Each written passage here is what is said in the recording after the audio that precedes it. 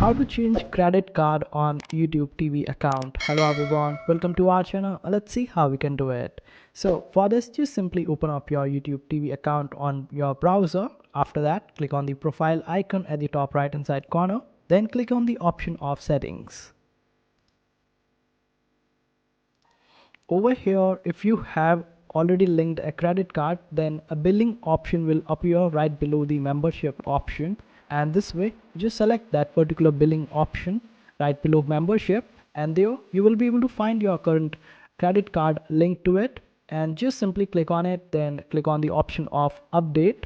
This way just enter the new details of new credit card and you would be able to add it up. And this is how easy it is to add the or change the credit card info on YouTube TV. I hope this video was helpful. Make sure to hit that like button and also subscribe to our channel for more helpful videos.